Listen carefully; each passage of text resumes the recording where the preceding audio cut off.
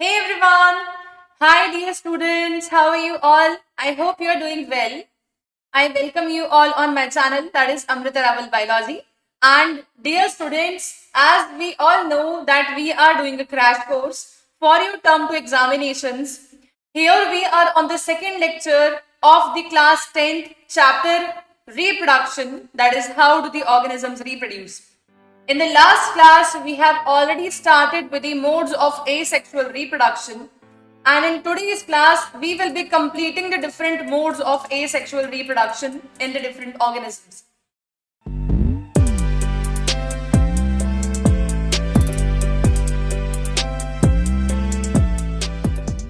So as you all know that in the last class, we have completed with the multiple fission in amoeba and plasmodium, right? पिछले class में मैंने आपको बहुत सारे modes of asexual reproduction बताए थे and students हमने उसमें फिजन कंप्लीट कर लिया था. फिजन में दो टाइप्स देखे थे, binary fission and multiple fission, and उसके हमने एग्जांपल्स भी कवर किए थे. Now today we will be starting with the budding, fragmentation and the remaining ones. Okay, so let's proceed. So next will be your fragmentation. Now fragmentation में क्या होता होगा, क्या होता होगा ये asexual mode of reproduction? fragmentation, तो fragment होना मतलब टूट जाना, ऐसी फीलिंग आती है नाम सुन के. एंड ये करेक्ट थॉट प्रोसेस है. कोई ऑर्गेनिज्म जो है वो रिप्रोड्यूस करने के लिए अपनी बॉडी को तोड़ देता है, इनटू मेनी फ्रेगमेंट्स, और हर एक फ्रेगमेंट की कैपेसिटी होती है कि वो एक कंप्लीट ऑर्गेनिज्म बना सके. तो इस प्रकार के मोड ऑफ रिप्रोडक्शन को हम लोग बोलते हैं fragmentation. And definitely this mode of reproduction can not be seen in very complex organisms like us, right? अगर हम हमारी बात करें, ह्यूमन की बात करें, हमारी गर्दन अलग काट दी जाए, बॉडी अलग काट दी जाए और उस सबसे नए नए इंडिविजुअल्स बन जाए, this is practically impossible because we are differentiated up to certain level. हमारी बॉडी में बहुत डिफरेंशिएशन हो चुका है. ये मोड ऑफ जो रिप्रोडक्शन है फ्रेगमेंटेशन जैसा, ये उन ऑर्गेनिजम्स में पाया जा सकता है जिन ऑर्गेनिजम्स की बॉडी बहुत सिंपल लेवल ऑफ ऑर्गेनाइजेशन वाली है, जिनकी बॉडी में इतना डेवलपमेंट, इतना डिफरेंशिएशन नहीं हुआ, राइट? बहुत सिंपल से ऑर्गेनिज्म से इतनी कॉम्प्लेक्स ऑर्गेनाइजेशन नहीं कैरी करते. तो इसका एग्जाम्पल होता है तुम्हारे पास में स्पाइरोगायरा. स्टूडेंट्स, ये जो स्पाइरोगायरा हमें दिख रहा है यहाँ पर, ये फिलामेंटस अलगे का फॉर्म है, ठीक है? और स्पाइरोगायरा जो है बच्चों, इसमें बहुत सारे फ्रेगमेंट्स बन जाते हैं. ये देखो फ्रेगमेंट 1 2 3, जितने भी पार्ट में ये टूट जाएगा ना, उस हर पार्ट से एक नया ऑर्गेनिज्म बन जाएगा, पूरा नया स्पाइरोगायरा बन जाएगा, ठीक है? तो ऐसे कैसे पॉसिबल हो सकता है? क्या इनके पास में कुछ स्पेशल सेल्स होते हैं जो कि इस चीज में उन्हें हेल्प कर रहे होते हैं? Then we will say yes, the Spirogyra will contain many of the, we can say, totipotent or pluripotent nature cells. ठीक है, इनके पास में काफी सारे टोटीपोटेंट सेल्स होते हैं बच्चों.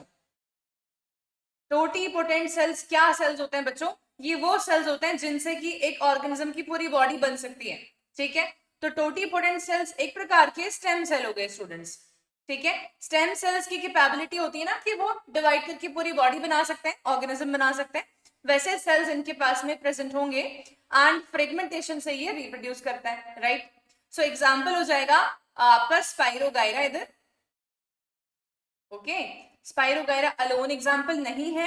फ्रेगमेंटेशन के अंदर हमारे पास में प्लेनेरिया भी आ सकता है, प्लेटीहेलमिन्थेस का मेंबर, ठीक है? आपके पास में काफी सारे सिलेंट्रेटा के मेंबर्स भी आ सकते हैं, जैसे कि हाइड्रा हो गया, एटसेट्रा. ओके, सो टोटीपोटेंट सेल्स क्या सेल्स होते हैं, वापस मैं लिख देती हूँ यहाँ पर.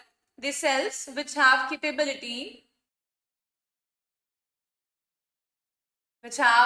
capability to give rise to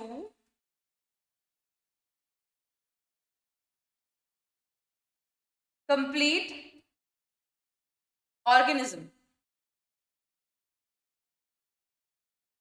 ठीक है? such kind of cells are present in the fragmentation performing organisms. okay, so क्या समझ में आया इसमें हमें कि फ्रेगमेंट बन जाते हैं बॉडी के और हर फ्रेगमेंट से एक न्यू ऑर्गेनिज्म बन सकता है, ये होता है फ्रेगमेंटेशन. तो कितना इजी है, ठीक है? अच्छा, तो ये फ्रेगमेंटेशन था.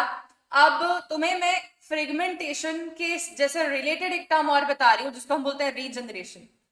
फ्रेगमेंटेशन में क्या सीन था कि ऑर्गेनिज्म ने खुद स्प्लिट किया था, अपने आप को तोड़ा था ताकि हर फ्रेगमेंट से न्यू ऑर्गेनिज्म बन सके, ठीक है, तो ये क्या था, इंटेंशनल फ्रेगमेंटेशन था, अपने आप को जानबूझ के तोड़ना, इंटेंशनल फ्रेगमेंटेशन, अपने आप को जानबूझ के तोड़ना, ठीक है, क्योंकि ये इनका मोड ऑफ रिप्रोडक्शन है। कई बार ऐसा भी होता है स्टूडेंट्स कि बाय चांस ऑर्गेनिज्म टूट जाता है, जैसे कि प्लेनेरिया। फिर से, तो प्लेनेरिया जो होता है स्टूडेंट्स, उसकी बॉडी बड़ी फ्लैट सी होती है एंड वो एक्वेटिक ऑर्गेनिज्म होते हैं, फ्री लिविंग होता है, पानी में रहता है। और इसकी बॉडी अगर बाई चांस पानी के प्रेशर के कारण से टूट गई तो ये हर फ्रेगमेंट रीजनरेट होकर नया ऑर्गेनिज्म बना लेगा। कोई बहुत डिफरेंट कॉन्सेप्ट्स नहीं होते हैं फ्रेगमेंटेशन एंड रीजनरेशन, पर रीजनरेशन में जो फ्रेगमेंट्स बने हैं वो बाय चांस बन गए, बाय चांस टूट गया है वो ऑर्गेनिज्म, ठीक है।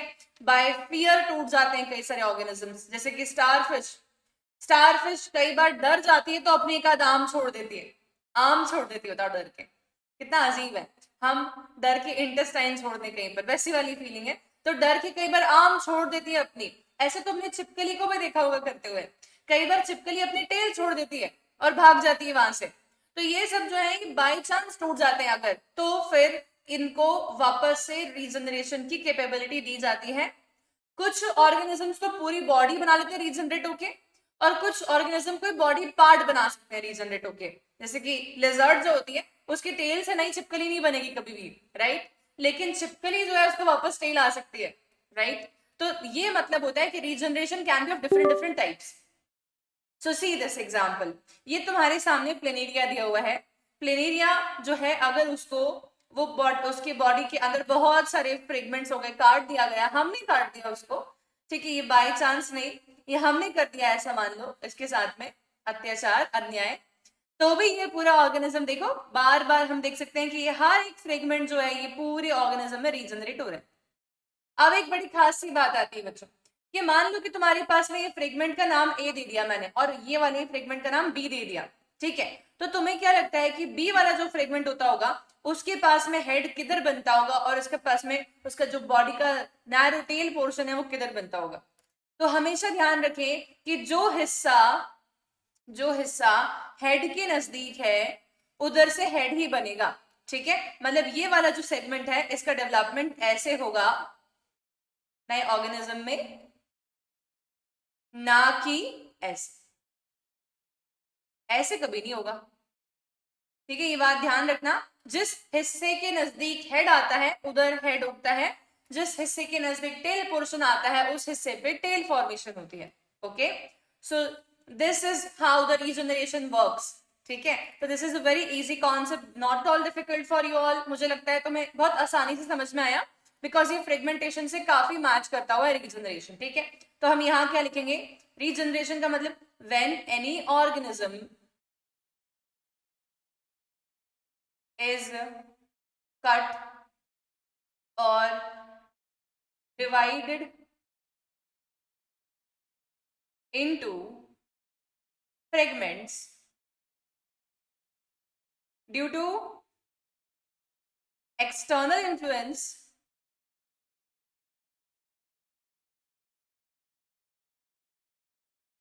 then each fragment can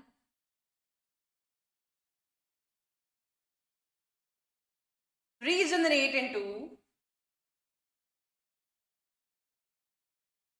a new organism, ठीक है। तो बहुत सिंपल सी बात है ये रीजनरेशन वाली भी। अच्छा, अब नेक्स्ट आता है हमारे पास में फिर बडिंग, ठीक है। तो हमने अभी तक क्या क्या मोड्स देख लिए, आप सब दिमाग में वापस स्टोर करते जाओ। इसका रीजन ये है कि जब हम चीजें पढ़ रहे हैं ना तो हमारे को कौन कौन से आते जा रहे हैं हमें मालूम होना चाहिए। हमने पढ़ लिया फिजन, हमने पढ़ लिया फ्रेगमेंटेशन, हमने पढ़ लिया रीजनरेशन, अब हमारा बडिंग और वेजिटेटिव प्रोपोगेशन बाकी रहता है, इसके अलावा भी और थोड़े पढ़ेंगे हम लोग। देखिए अब बडिंग की बात करते हैं, तो बड क्या होता है ये चीज समझते हैं। जैसे कि थोड़ी देर पहले मैंने आप लोगों को एक डिफरेंट टाइप के सेल के बारे में बताया जिसका नाम था टोटीपोटेंट सेल। तो टोटीपोटेंट सेल्स वो सेल्स होते हैं बच्चों जो कि पूरी ऑर्गेनिज्म की बॉडी को राइज कर सके, फॉर्म कर सके, ठीक है। तो कुछ एक ऑर्गेनिजम्स की बॉडी जैसे कि हाइड्रा हो गया या सिंगल सेल्ड ईस्ट हो गया, इनके पास में इनकी बॉडी के ऊपर एक बड फॉर्मेशन होता है, ये बड बन रहा है। ये बड एक्चुअली में क्या है, ये बड मैं बोलूंगी it is a group of cells जो कि टोटीपोटेंट नेचर के हैं, ठीक है। It is a group of cells, what kind of cells, group of totipotent cells, ठीक है। Totipotent cells are those cells which can give rise to complete organism, okay. अब तुम देखो कि ये जो टोटीपोटेंट सेल्स का जो ग्रुप है बच्चों, ये बेसिकली डेवलप हो रहा है पेरेंट की बॉडी के ऊपर अटैच है ना। पेरेंट से अलग नहीं जाना चाहता, अभी तो थोड़ा सा न्यूट्रिशन लेगा उससे, जब तक खुद डेवलप हो रहा है तब तक पेरेंट की बॉडी पे डेवलप हो रहा है हो रहा है हो रहा है हो रहा है, और फिर बाद में डिटैच हो जाएगा, ठीक है, और डिटैच होके एक नया ऑर्गेनिज्म बना देगा। अच्छा, ये जो हमने भी एग्जाम्पल देखा ये हाइड्रा का था बच्चों, जैसे कि तुम लोगों को देख के ही मालूम पड़ गया होगा कि ये जो डायग्राम है दिस इज ऑफ हाइड्रा, ठीक है। तो जो हाइड्रा के अंदर हमने देखा बडिंग, इसमें जो बड फॉर्मेशन हो रहा है वो बॉडी के अंदर तो नहीं हो रहा है ना, वो हो रहा है बॉडी के बाहर, और उसको हम बोलते हैं एक्सटर्नल बड फॉर्मेशन, ठीक है। अच्छा, एक्सटर्नल बड फॉर्मेशन का एक और नाम होता है, जैसे कि पिछले क्लास में मैंने आप सबको बताया भी था, वो है एक्सोजिनस बडिंग। तो ये वाली चीज समझ में आनी चाहिए आप सबको। स्टूडेंट्स, हम ये सब रिवीजन कर रहे हैं या हम जो क्रैश कोर्स पढ़ रहे हैं ना, ये सब हम इसलिए पढ़ रहे हैं ताकि हमारा कोई भी कॉन्सेप्ट अगर बाय चांस आज तक भी छूट गया था तो वो हम आज कवर कर लेंगे, because we still have time to crack it like a pro, right? And therefore I am teaching everything to all of you, even though it is a crash course. I am trying to deliver all the content to all of you so that you can be, you should not face any challenge while you're giving your examination actually. So this is one point, ठीक है। अब मुझे तुम लोग ये बताओ यार कि क्या तुम सबको यहाँ पर ये मालूम पड़ रहा है कि जो ये बड बन रहा है, ये बड बन रहा है, ग्रो हो रहा है, बड बन रहा है, ग्रो हो रहा है, बड बन रहा है, डिटैच हो रहा है ग्रो होने के बाद में, तो ये जाके किसी और सबस्ट्रेटम पे अटैच होके अपनी जिंदगी नई तरीके से शुरू करेगा, खुद न्यूट्रिशन लेगा, राइट? पर कई बार ऐसा भी होता है बच्चों कि ये बड जो है ये अटैच ही रह जाता है, डिटैच नहीं होता। कई बार ऐसा देखने मिलता है कि बहुत सारे बर्ड्स ग्रो होते हैं और वो अटैच ही रह जाते हैं, डिटैच नहीं होते। तो ये क्या होता है फिर? ऐसे केस में क्या होता होगा? ऐसे केस में बच्चों कॉलोनीज बन जाती हैं। ये जितने भी हमारे पास में यहाँ पर प्रेजेंट है ना स्ट्रक्चर्स, ये पूरे के पूरे कॉलोनीज के फॉर्म में दिखेंगे तुम्हें, समुद्र के अंदर, रिवर के अंदर एक्वेटिक होते हैं ये, और आपको इनकी कॉलोनीज भी देखने को मिल सकती हैं। जैसे कि हम कई बार वॉलपेपर्स लगाते हैं तो हम देखते हैं कि स्पॉन्जेस की पूरी पूरी कलरफुल कॉलोनीज देखने मिल रही हैं, सिलेंट्रेटा की मल्टीपल कलरफुल कॉलोनीज देखने मिल रही हैं। तो वो कॉलोनीज तब बनती हैं जब बर्ड बन गया पेरेंट बॉडी पे और डिटैच नहीं हुआ, अटैच नहीं रह गया, ठीक है। तो कई बार बर्ड डिटैच हो सकता है, कई बार बर्ड अटैच रह सकता है, दोनों पॉसिबिलिटीज हैं, ठीक। तो this is about the budding. अभी जो मैं तुमको बडिंग दिखाया ना बच्चों, ये बडिंग किस में था? ये वाला जो बडिंग हमने देखा ये था हमारे पास में एक मल्टी सेल्यूलर ऑर्गेनिज्म के अंदर, ठीक है। अगर मैं तुमसे बोलती हूँ कि बडिंग जो है वो यूनिसेलुलर ऑर्गेनिज्म जैसे कि ईस्ट में भी हो सकती है, तो उसका एग्जाम्पल कैसे होगा? तो ये देखते हैं सेकेंड एग्जाम्पल हमारे पास में। You all can see that it is east, जो हमारे सामने डायग्राम दिया हुआ है। और ईस्ट किस में बिलोंग करती है? ईस्ट होती है एक प्रकार की फंजाई, वो भी कैसी? यूनिसेल्यूलर, ठीक है, it is a unicellular fungi. अच्छा, अब इसमें अगर हम देखें ईस्ट के बारे में, तो ईस्ट की सेल है सिंगल सेल, और इसके पास एक न्यूक्लियस प्रेजेंट है, और एक यूकैरियोटिक ऑर्गेनिज्म है, क्लियरली मालूम पड़ रहा है क्योंकि न्यूक्लियस प्रेजेंट है।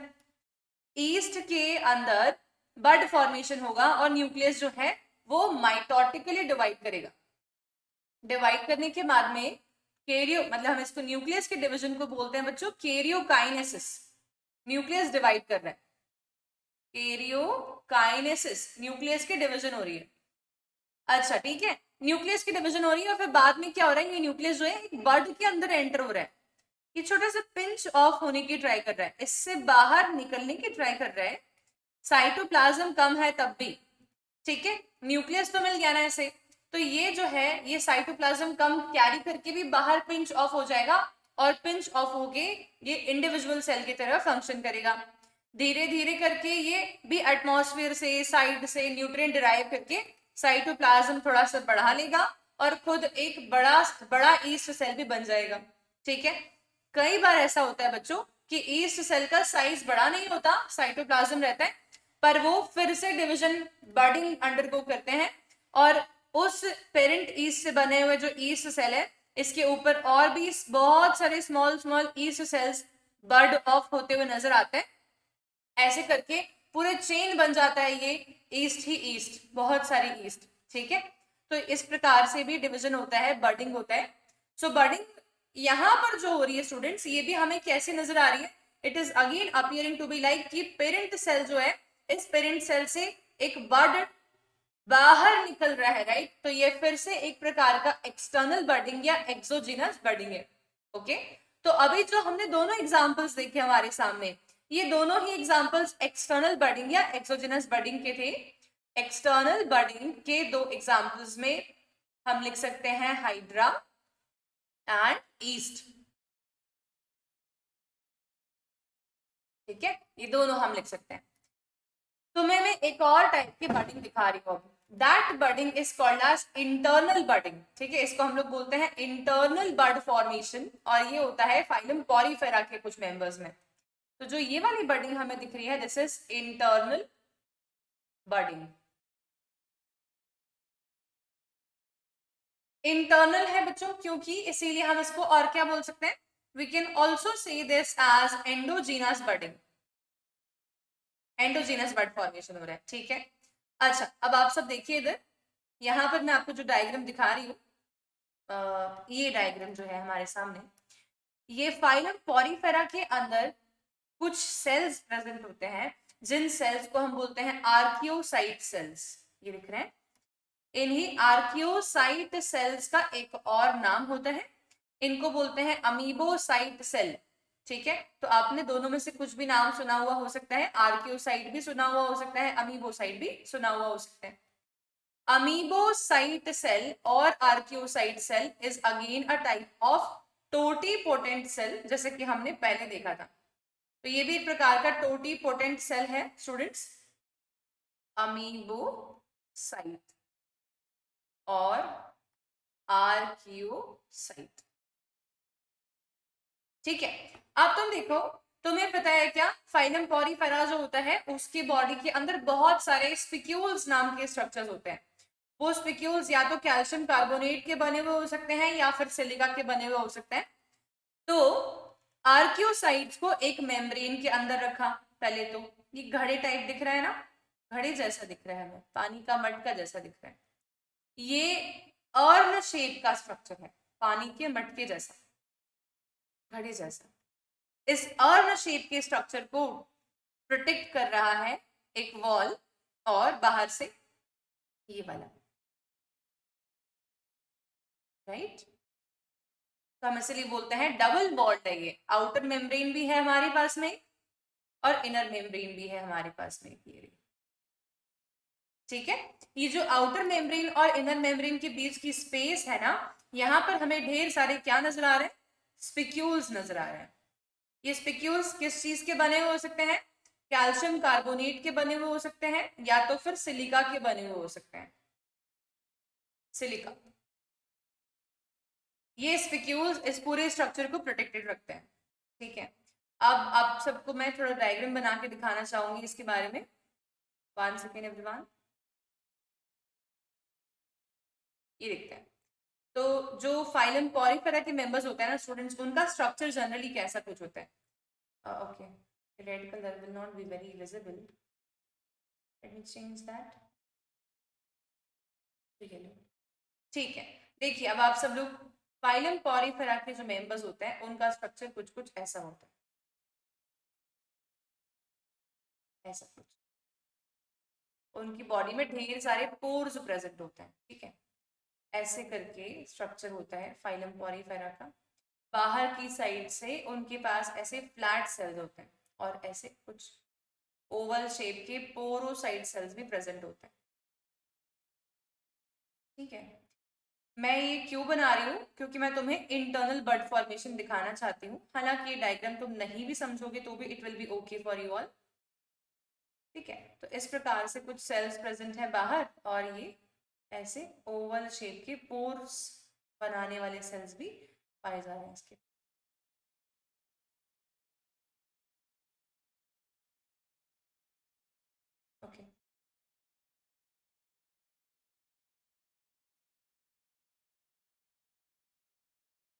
अब बर्ड की लोकेशन क्या हो? हमने हाइड्रा में जो बर्ड देखा था वो बर्ड तो हमने देखा था कि बाहर प्रेजेंट है। इसमें बर्ड की लोकेशन क्या होनी चाहिए? इसको क्योंकि हम बोल रहे हैं इंटरनल बर्ड फॉर्मेशन, इसके अंदर जो बर्ड की लोकेशन होगी वो अंदर होनी चाहिए, राइट? तो ऐसे ये स्ट्रक्चर प्रेजेंट है। यहाँ पर बहुत सारे सेल्स और भी होंगे अंदर की तरफ जो कि फ्लेजिलेटेड सेल्स होते हैं, कुछ इस प्रकार के नजर आते हैं। इनको हम क्वानोसाइट सेल्स बोलते हैं। मैं तो एक एक बना रही हूँ पर ढेर सारे होते हैं ये, ठीक है? तो ऐसे करके भी ढेर सारे सेल्स प्रेजेंट होंगे इसके पास में, क्वानोसाइट सेल्स। ऐसे ये सेल्स भी यहाँ पर पाए जाते हैं। अच्छा, अब ये जो डायग्राम तुम सबने देखा, इसमें बर्डिंग एक्चुअली में हो किधर रही है ये देखना चाहते हैं। तो जो बर्ड्स बन रहे हैं बच्चों, ये बर्ड्स बन रहे हैं इधर कहीं पर बीच में, इधर यहाँ पर कहीं, इधर कहीं बन गया, ठीक है? अब हमने बर्ड का स्ट्रक्चर तो देखा ही था, वी ऑल रिमेम्बर कि वो कैसा दिखता है, ठीक है? वो कुछ ऐसा दिखता है, और शेप का घड़ी टाइप का स्ट्रक्चर, ठीक है? उसमें बहुत सारे आर्कियोसाइट सेल्स भरे हुए होते हैं। ये स्ट्रक्चर बॉडी में अंदर बन रहा है, अंदरूनी structure. It is not forming outside, okay? It is forming inside. And sorry, ओफो, पूरा स्लाइड डिलीट हो गया।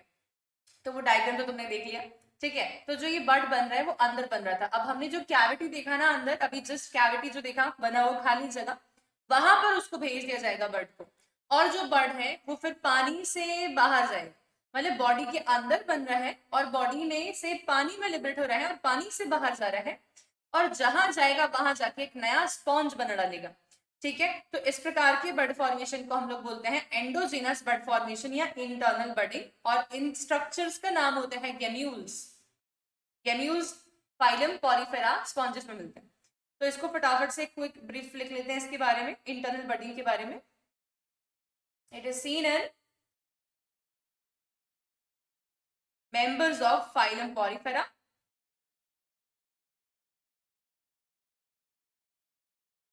and the birds are endogenous, मतलब अंदर बनते हैं, and called as gemmules.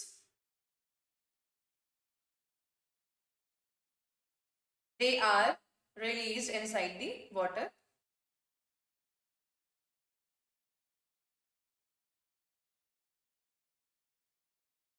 Via cavity, जिसका नाम था स्पोंगोसील, ठीक है? Then each gemmule can give rise to a complete new sponge. Each gemmule can form a complete sponge. Sponge मतलब फाइलम पॉलीफेरा के मेंबर्स का कॉमन नेम होता है स्पॉन्जेस, ठीक है? सो ये हुआ हमारा इंटरनल बर्ड फॉर्मेशन। तो इसी के साथ में हमारी बर्डिंग वाली पोर्शन भी कंप्लीट हो जाती है, और हमारे पास में ए सेक्सुअल रिप्रोडक्शन के अंदर अब नेक्स्ट जो आता है उसको हम बोलते हैं वेजिटेटिव प्रोपोगेशन। तो वेजिटेटिव वर्ड से वेजिटेबल नजर आता है सबको, और वेजिटेबल्स मतलब कि प्लांट्स प्रोडक्ट। वेजिटेटिव प्रोपोगेशन जो होता है, it is a kind of asexual reproduction in the plants only, okay? So it is asexual reproduction in plants is also known as vegetative propagation, ठीक है? और एक बात बता दूं कि प्लांट्स में हम asexual reproduction ऐसे नहीं बोलते हैं। जनरली हम लोग जो है वो यही बोलते हैं कि प्लांट्स में वेजिटेटिव प्रोपोगेशन हो रहा है, ठीक है? सो इसमें क्या क्या स्टेप्स हो सकती हैं, कितने टाइप्स हो सकते हैं, तो हम वन बाय वन देखते हैं। पहले तो तुमको मैं दिखा रही हूँ यहाँ पर, ये प्रोसेस को हम बोलते हैं लेयरिंग। लेयरिंग होती है प्लांट्स में। अब लेयरिंग में क्या होता है, तुम सबने ग्रेप वाइन्स सुना है? ग्रेप वाइन्स मीनिंग अंगूर की बेल, ठीक है? ये सुना है। और बनाना भी सुना होगा, ठीक है? गूसबेरी सुना होगा, आंवला। मैं यहाँ नाम लिख रही हूँ बच्चों, इन सब में हम लेयरिंग कर सकते हैं। आंवला, ठीक है, गूसबेरी इसको बोलते हैं। बनाना, इसमें हम लेयरिंग कर सकते हैं। ग्रेप वाइन्स, इनमें हम लेयरिंग कर सकते हैं, एटसेट्रा। बहुत सारे और हो सकते हैं, ओके? अब लेयरिंग में कैसे करते हैं? तो लेयरिंग में मान लो कि एक प्लांट हमारे पास में ऑलरेडी प्रेजेंट है, जैसे कि ये प्लांट दिख रहा है, ठीक है। अब ये जो प्लांट है ना, ये बेसिक हमारे पास में ये जो प्लांट है, इस प्लांट की जो स्टेम जा रही है, इस स्टेम को हम नीचे से ऐसे करके एक पैग लगा के, पैग मतलब कि सपोर्ट, ऐसे एक कील लगा के उसको जमीन में धंसा देंगे और ऊपर निकाल लेंगे, ठीक है, दूसरे साइड से। अच्छा, ऐसे भी मान सकते हो तुम कि यहाँ पर पेरेंट प्लांट था और इस पेरेंट प्लांट का जो पैग है ये यहाँ से आ रहा है और इसको हमने जमीन में धंसा दिया है थोड़ा सा, ठीक है। अब क्या होगा, इसको थोड़ा बाहर भी निकाल दिया वापस। अब जब ये ग्रो करेगा बच्चों, तो यहाँ से ये स्टेम की तरह आगे नहीं बढ़ के एक न्यू प्लांट बना सकता है। कैसे? क्योंकि यहाँ पर जहां पर हमने इसको पैग लगा के सपोर्ट दिया है, पैग लगा के, वो पैग नहीं है, दूसरा पैग है, तो पैग लगा के जो सपोर्ट दिया है, यहाँ पर बच्चों एडवेंटिशियस रूट्स फॉर्म हो जाएंगे इधर बहुत सारी। और ये एडवेंटिशियस रूट्स जब फॉर्म हो जाएंगी तो क्या हम मान सकते हैं कि ये जो पोर्शन है ये तो प्लांट का रूट सिस्टम हो गया। जब भी मेरी इच्छा हुई मैं यहाँ से कट कर सकती हूँ, तो ये एक इंडिविजुअल प्लांट हो जाएगा और ये इंडिविजुअल प्लांट अलग था, ठीक है। तो लेयरिंग का मतलब होता है कि बेसिकली हम अंडरग्राउंड क्या करते हैं, अंडरग्राउंड स्टेम ले लेते हैं प्लांट की, वहां पे एक सपोर्ट लगा देते हैं ताकि उधर एडवेंटिशियस रूट्स बन सके और उसको बाहर निकलने देते हैं और दूसरा प्लांट बन जाता है उधर से। ये होता है लेयरिंग, ठीक है। So this is a kind of asexual reproduction seen in the plants, ठीक है। So layering is very easy process to do. अच्छा, लेयरिंग के कारण से जो प्लांट्स बनने वाले हैं ना फर्दर, उनके सीड्स भी आ सकते हैं। ऐसा नहीं मानेंगे कि हम ये प्लांट सीडलेस बनने वाला है, not like that, seeds can also be obtained after layering, ठीक है। सो हम क्या लिखेंगे इसमें, one plants stem is taken underground and supported with a peg, supported with a peg,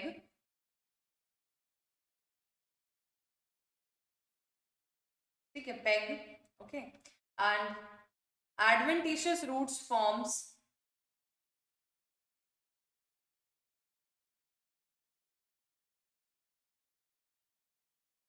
adventitious root forms in the layer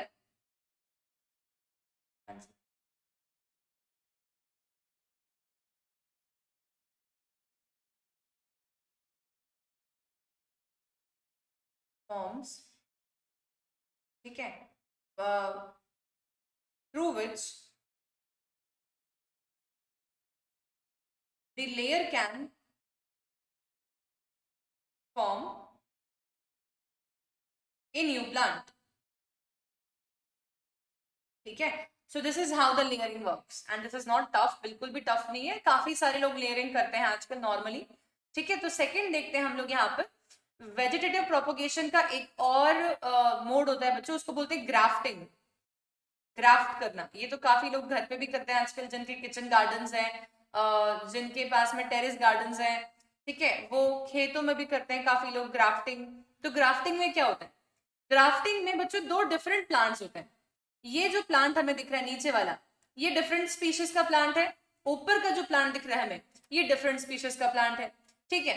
हमने एक plant जो है उसका जो रूट वाला पोर्शन जो है उसको हम स्टॉक बोल रहे हैं, जो जमीन पर जुड़ा हुआ रहेगा, और जिस प्लांट को हम ग्राफ्ट करने चाह रहे हैं ऊपर की तरफ, उसको हम स्कायॉन बोलते हैं। तो नीचे जो है डाउन वाला वो स्टॉक है और ऊपर वाला जो है वो स्कायॉन है। स्कायॉन को हम स्टॉक में फिट करवाते हैं। कैसे करवा रहे हैं आप देखो, यहां पर हमने बीच में से ऐसे करके इसके पोर्शन को कट कर दिया है और स्कायॉन को हमने सिमिलरली पॉइंटेड कट करा है ताकि वो प्रॉपरली फिट हो सके उसमें। तो आप सब देखेंगे कि यहाँ पर जो ये हमारे स्टॉक है इसमें हमारा स्कायॉन फिट हो गया है। दोनों अलग अलग स्पीशीज के हैं। ऐसा भी पॉसिबल है कि नीचे वाला जो है वो मान लो कि बैनियन ट्री है, तो ऊपर वाला मान लो कि मैंगो ट्री है, इसको इट कुड बी पॉसिबल, ठीक है। तो ऐसे करके अलग अलग प्लांट की ब्रांचेस हम ले सकते हैं, ठीक है। अब आपको क्या दिख रहा है कि इसको हमने अच्छे से जोड़ लिया और फिर हमने इसको रैप कर दिया पूरा, देखो पूरा प्रॉपरली रैप हो चुका है, ये रैप करके हमने इसे रख दिया, ठीक है। थोड़े टाइम बाद हम ये ऑब्जर्व करेंगे कि हमारा जो ये स्कायॉन वाला पोर्शन है ये वापस से ग्रो होना चालू हो जाएगा और इसमें लीव्स भी आएंगे, इसमें फ्रूट्स भी आ सकते हैं, ठीक है। सो सी दिस, कितने छोटे छोटे मैंगो के प्लांट्स ग्राफ्टिंग से बन रहे हैं। हम सब ये जानते हैं ना कि मैंगोस तो ट्री बनने के बाद आते हैं, पर ग्राफ्टिंग एक ऐसी टेक्निक होती है बच्चों जिसकी मदद से हम अर्ली स्टेजेस में प्लांट्स के ऊपर फ्रूट्स लेके आ सकते हैं with the help of grafting techniques. Okay, because हम किसी और प्लांट के ऊपर already reproductively mature mango tree का स्टेम स्कायन के तौर पे लगाने वाले हैं। सो this is the grafting technique. So grafting technique के अंदर हम क्या समझ सकते हैं, that it involves what all things, it involves cutting the plant of one species, ठीक है, which still have roots,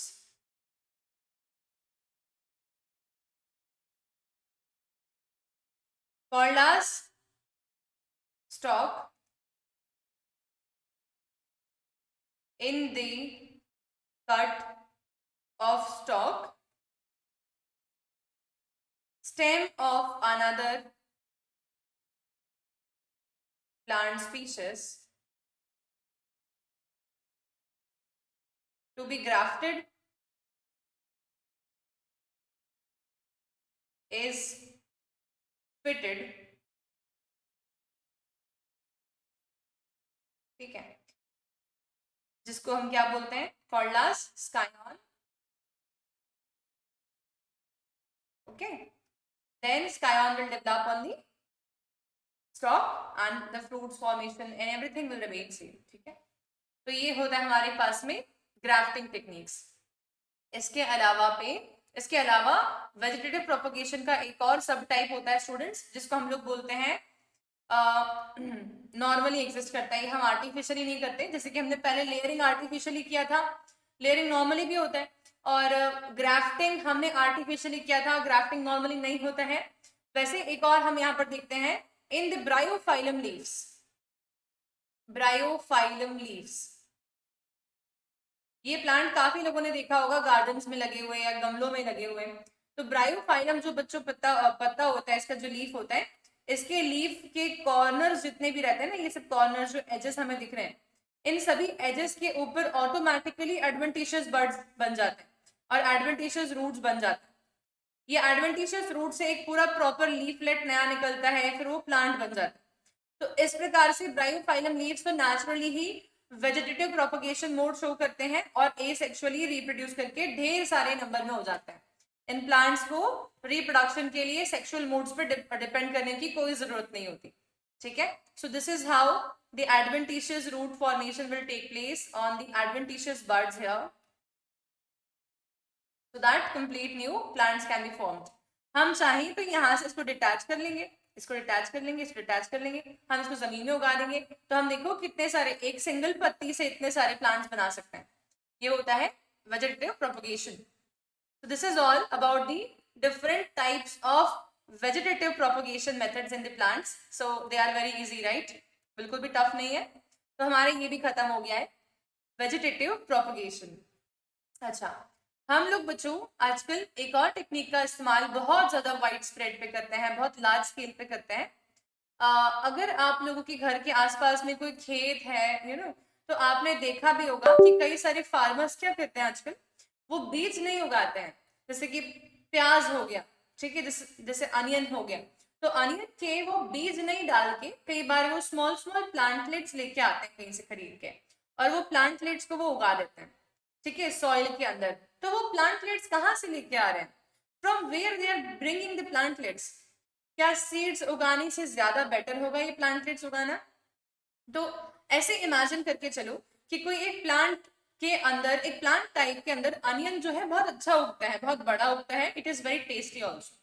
तो हम क्या चाहेंगे कि हमें यही वाले अनियन चाहिए ढेर सारे, क्योंकि हमें जब इसको सेल करना है मार्केट में तो लोग यही वाले अनियन पसंद करते हैं, ठीक है। वो एक सिंगल प्लांट था, उसकी इतनी तो सीड्स पॉसिबल नहीं है ना बच्चों कि उसको हम वाइड स्प्रेड पर उगा सके।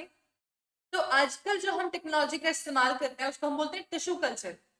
टिश्यू कल्चर में क्या करते हैं, हम उसी प्लांट के कुछ सेल्स या टिश्यूज को लेकर उनको कैलस कल्चरिंग कराएंगे, हम उसमें ढेर सारे हार्मोन्स डालेंगे, जैसे कि ऑक्सिन हो गया, हम उसके अंदर साइटोकाइनिन डाल देंगे, हम उसके अंदर जिबर्लिन डाल देंगे, ताकि वो टिश्यू जो है वो ग्रो कर जाए। टिश्यू ग्रो करेगा हार्मोन्स के इन्फ्लुएंस में, तो नया प्लांट बना देगा। नए प्लांट्स ऐसे ढेर सारे बन सकते हैं, सिंगल सिंगल सेल से प्लांटलेट्स बन सकते हैं, क्योंकि हर सेल टोटी पोटेंट नेचर का इफेक्ट है। ठीक है, तो ये एक टेक्निक हम समझते हैं, इसको हम बोलते हैं टिश्यू कल्चर। टिश्यू कल्चर ये बड़ी इजी टेक्निक है बच्चों, लेकिन एक क्लोन फॉर्मेशन की टेक्निक है। ठीक है, it is a kind of somatogenic reproduction, cell level से उठा के हम रिप्रोडक्शन करवा रहे हैं। देखिए, ये आपके पास में एक प्लांट है, as you all can see, इस प्लांट के पास में बर्ड्स हैं, लीफ है, स्टेम है, रूट है, सब कुछ है। हमने इस लीफ के अंदर से कुछ टिश्यू सैंपल लिए, ये दिख रहा है हमें टिश्यू, हमने लीफ का एक छोटे से पोर्शन एक्साइज करा, काटा और उसको ले लिया टिश्यू सैंपल के तौर पे। ये टिश्यू सैंपल को हमने एक न्यूट्रिएंट मीडियम प्लेट के अंदर रखा। न्यूट्रिएंट मीडियम बहुत सारे टाइप के हो सकते हैं, लेकिन जो ये प्लेट में हमने न्यूट्रिएंट मीडियम लिया है, ये अगार अगार मीडियम है और इसमें ढेर सारे प्लांट हार्मोन्स भी हैं। ठीक है, सो दिस स्टेज पर जो हमने लिया हुआ है, this is nutrient medium plate और अगार प्लेट।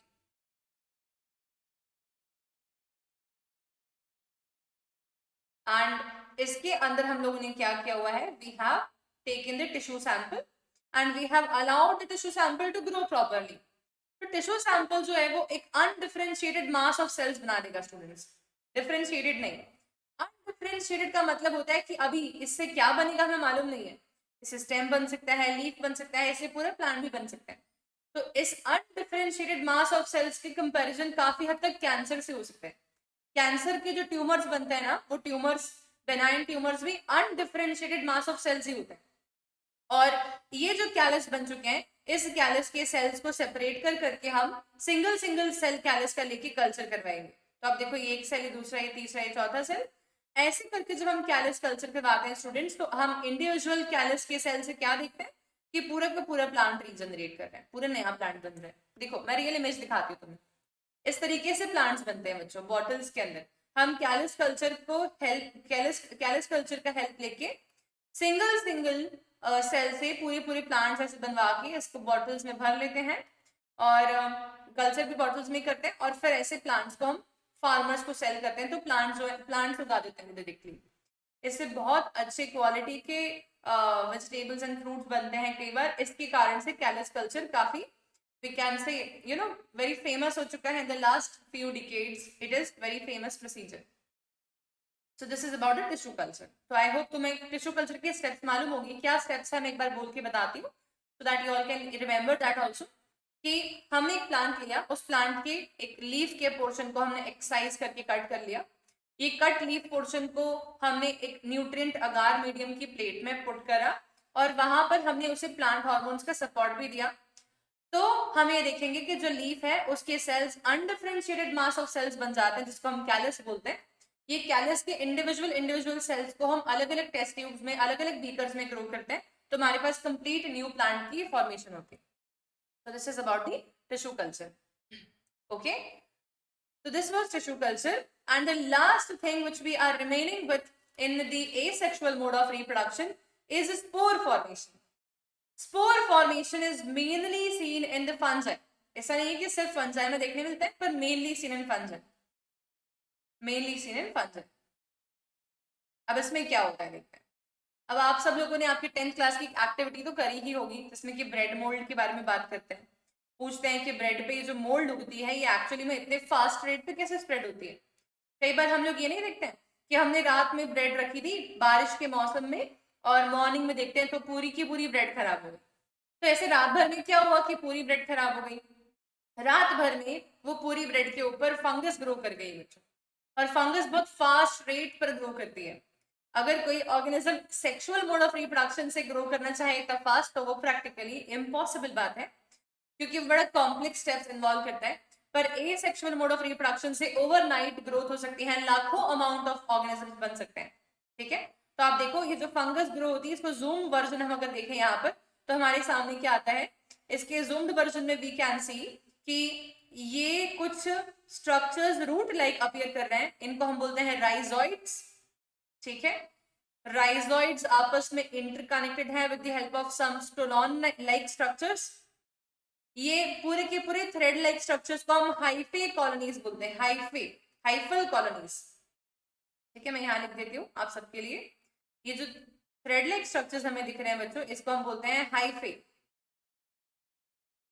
ठीक है, हाइफे या हाइफल कॉलोनीज। ओके, इसके बारे में बात हो रही है। ओके, चलिए, तो ये हाइफे या हाइफल कॉलोनीज हो गए। ये हाइफे जो है बच्चों, ये एसेक्सुअल स्पोर्स नहीं बनाते। इन हाइफे के ऊपर ग्रो होते हैं कुछ स्ट्रक्चर्स जिनको बोलते हैं स्पोरांजियोफोर्स। स्पोरांजियोफोर्स मतलब कि स्पोरांजियम बियरिंग स्ट्रक्चर्स। स्पोरांजियम वो स्ट्रक्चर्स होते हैं जिनके अंदर ढेर सारे मात्रा में स्पोर्स भरे हुए होते हैं। ठीक है, तो ये हो गए हमारे पास में sporangiophores, sporangium bearing structures, and they will form spores. ये जितने भी स्पोर्स एटमॉस्फेयर में लिबरेट होंगे, इस हर स्पोर से एक नई फंगस बन सकती है, हर स्पोर से एक नई फंगस बन सकती है। तो फंगस का ग्रोथ रेट बहुत ज्यादा फास्ट होता है। ठीक है, तो आप देखिए यहाँ पर जो हमारे रूट लाइक स्ट्रक्चर्स हैं इनको हम क्या बोलते हैं, राइजोइड्स। हमारे पास इंटरकनेक्टिंग स्ट्रक्चर्स को हम स्टोलॉन बोलते हैं। हमारे पास में जो थ्रेड लाइक स्ट्रक्चर्स बन रहे हैं इनको हम हाइफे बोलते हैं, और इसके ऊपर ग्रो होने वाले स्ट्रक्चर को स्पोरांजियोफोर या स्पोरांजियम बोलते हैं। स्पोरांजियम के अंदर स्पोर्स बनते हैं और स्पोर्स, इंडिविजुअल स्पोर्स पूरे न्यू फंगस को राइज दे सकते हैं। तो this is how the fungi reproduces. ठीक है, ये जो हम एग्जांपल देख रहे हैं अभी ब्रेड मोल्ड का, इसको हम बोलते हैं Rhizopus. Rhizopus is another name of the bread mould. So by this we are done with our asexual mode of reproduction in all the different organisms. तो हमने जो how do organisms reproduce है उसका एक मेजर सेक्शन कंप्लीट कर लिया अभी। And I hope कि तुम लोगों को ये बहुत क्लियरली समझ में आया होगा, एंड आई एम श्योर कि तुम लोग डायग्राम्स बना के भी ये सब लिख सकते हो, and you will be easily able to answer the MCQ based questions also after completion of all these things. ठीक है, I will provide you all the DPP materials also, so that you all can practice your questions before your examinations and you can excel in the examination. Next class में हम लोग मिलते हैं students. In the next class we will be starting with the sexual modes of reproduction. So we will be meeting soon. Stay tuned and do not forget to like, share and subscribe this channel. Thank you.